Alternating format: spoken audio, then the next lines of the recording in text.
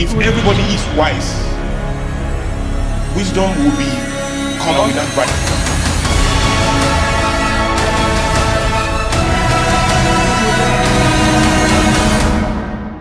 Feedback from the future.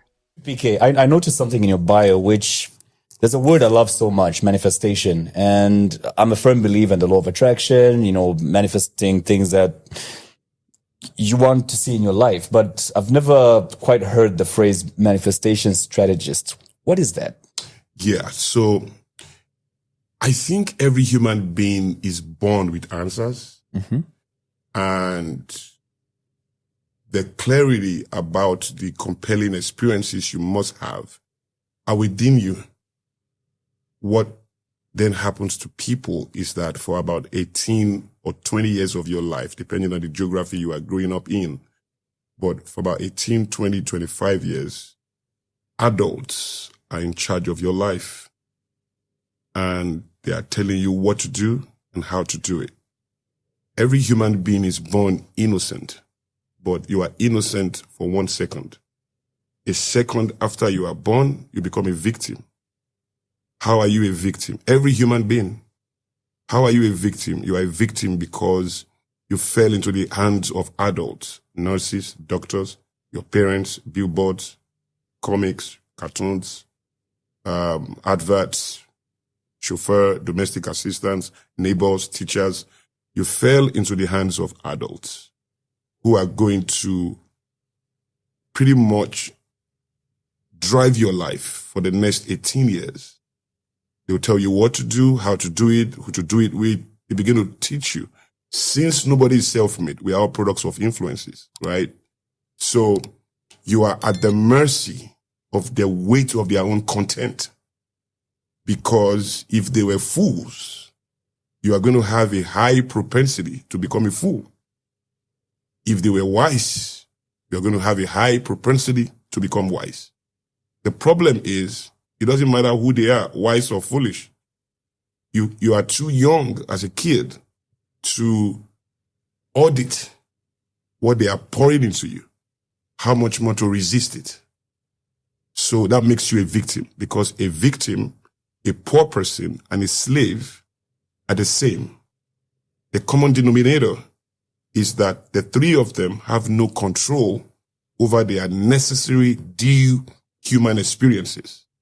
So when you are a victim, somebody is trying to force something you don't want on you.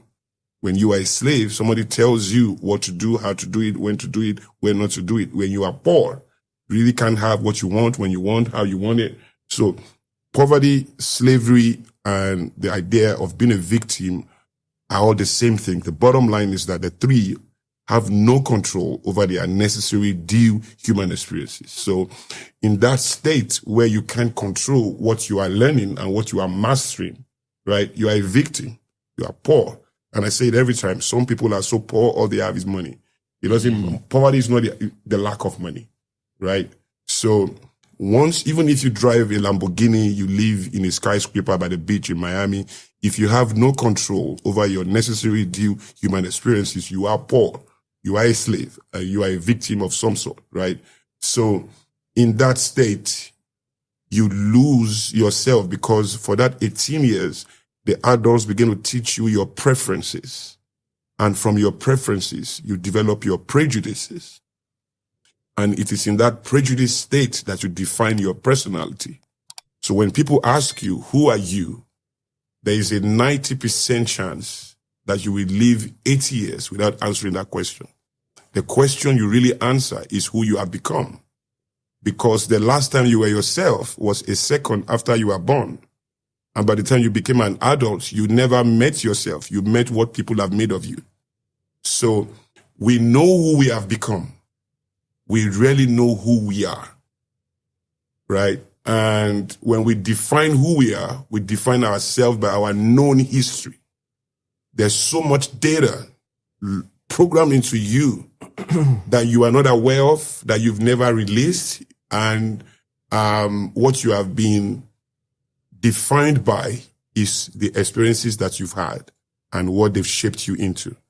A lot of times that is against the highest power that God put inside of you as a human being. So true freedom is the ability to recognize that and to insist that your life will go, on that path. So I say that every human being on the face of the earth is enslaved to something. True freedom is the ability to choose what enslaves you.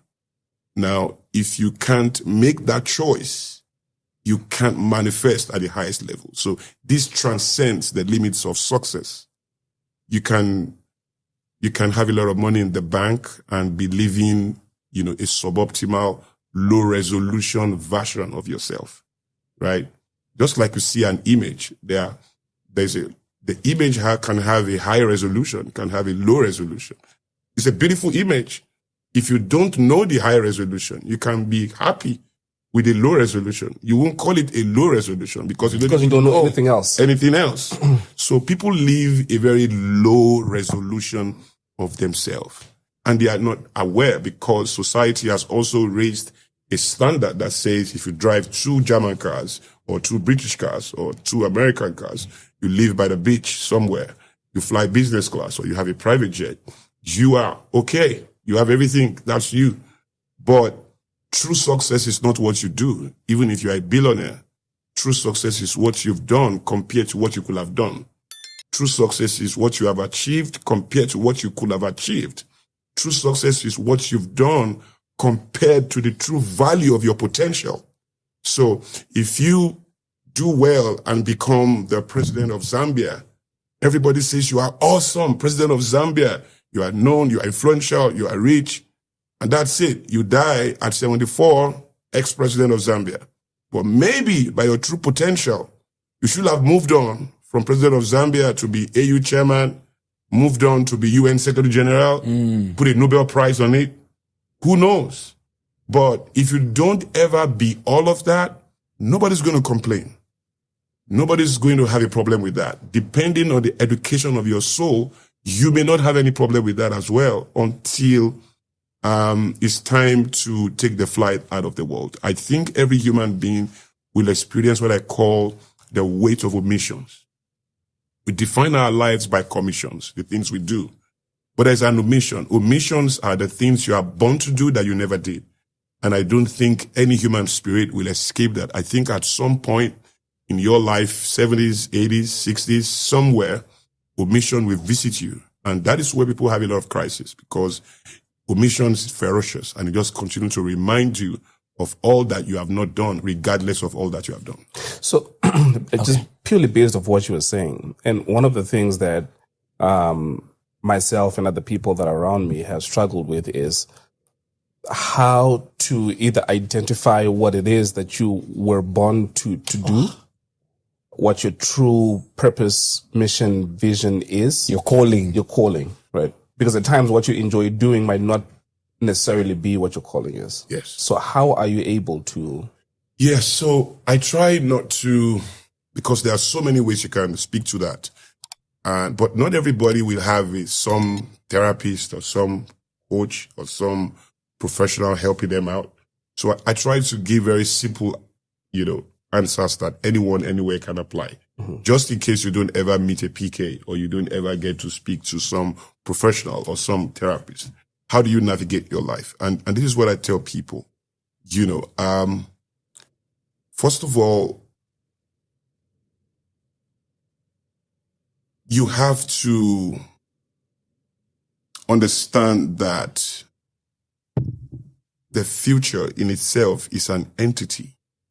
Now that's difficult for so many people to accept because we trust tangibility. We are not comfortable with intangibility.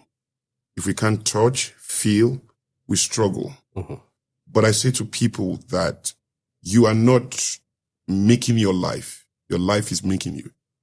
You are not, nobody has been in the future before, right? Think about it. When you say good morning to somebody, you are experiencing the morning. You are in the morning, right? You know it's the morning. You are not hoping you are in the morning. You are not believing. You can't believe what you know, right? You can't believe what you know. You can only believe what you don't know, right? I mean, I'm not believing that I'm talking to you right now. I know I'm talking to you. The moment I am believing that I'm talking to you, there has to be something unclear about who is here. Is that why they say you believe in God? Yeah, you because you can't believe in God if you know God. Because you can't believe in what you know. And that is my problem with atheists and people who struggle with the concept of Agnostics. the transcendent agnostics, because I say that you want to know, once you take out doubt, there's no path to belief.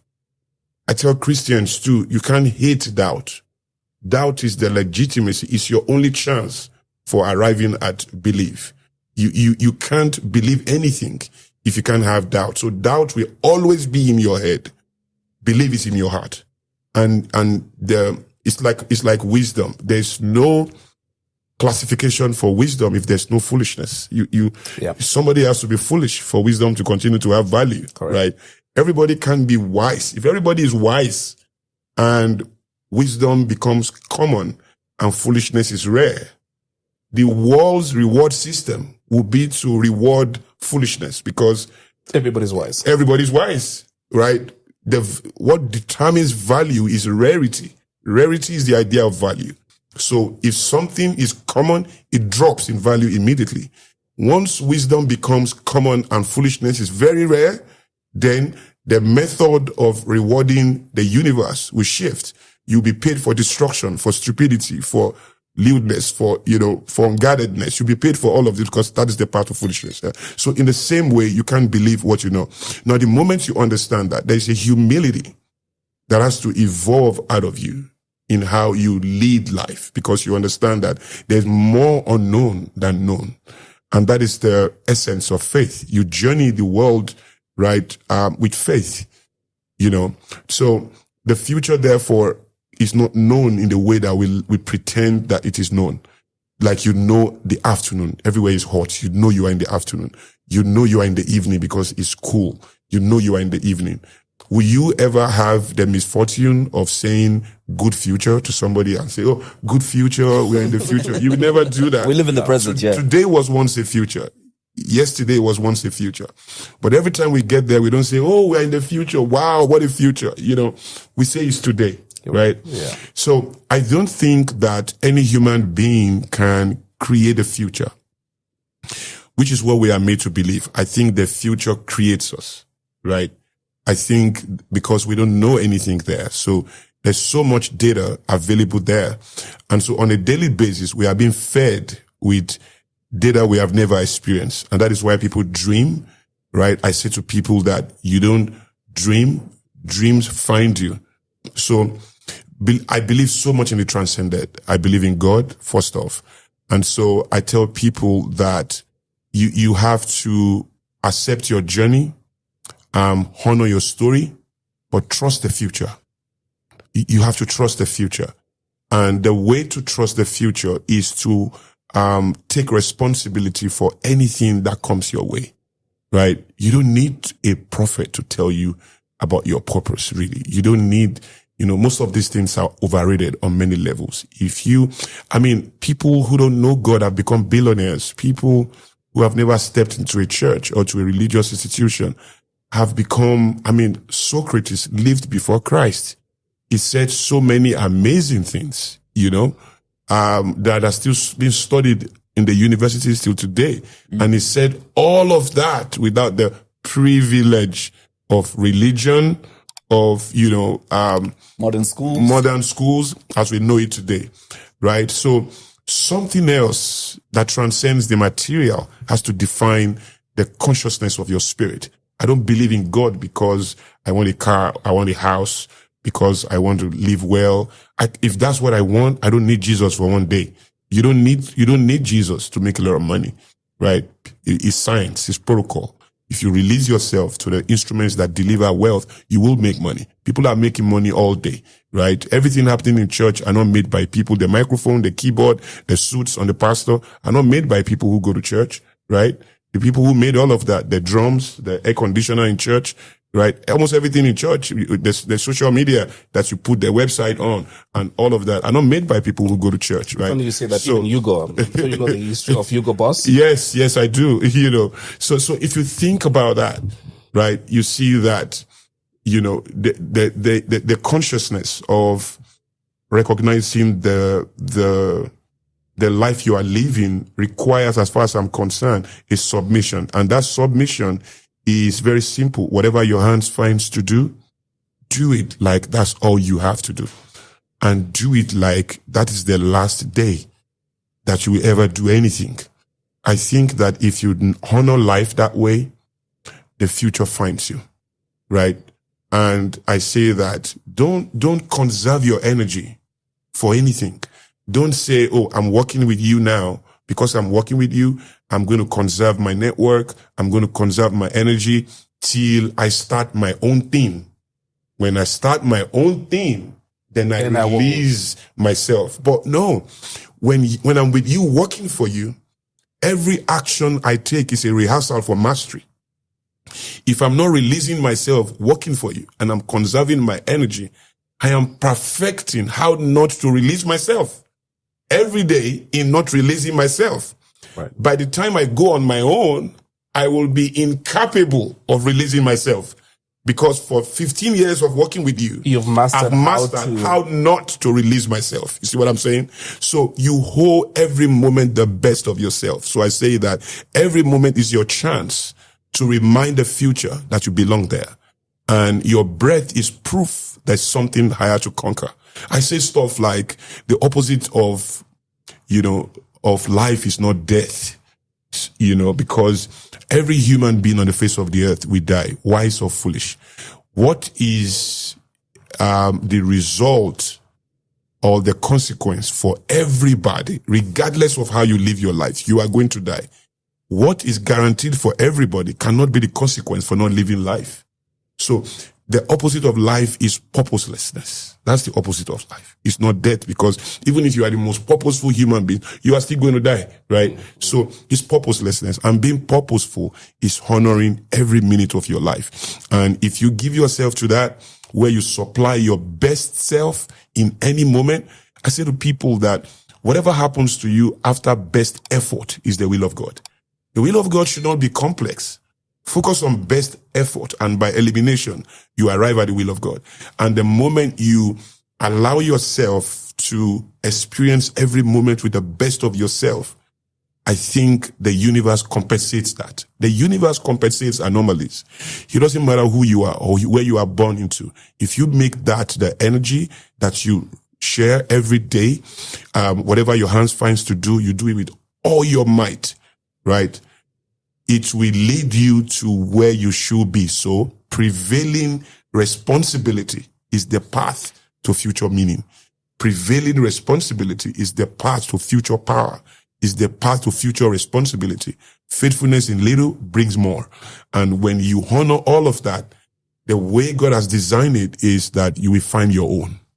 So I just help people to be the best where they are, and the future will come. Do you enjoy Olakunle Soriyan's content here on YouTube? Then you should be on Illuminate. It's the digital library of Olakunle Soriyan, with over 25 years of private sessions, decoded frameworks, and content unavailable anywhere else. Visit bit.ly/PK-Illuminate to start your 7-day trial today.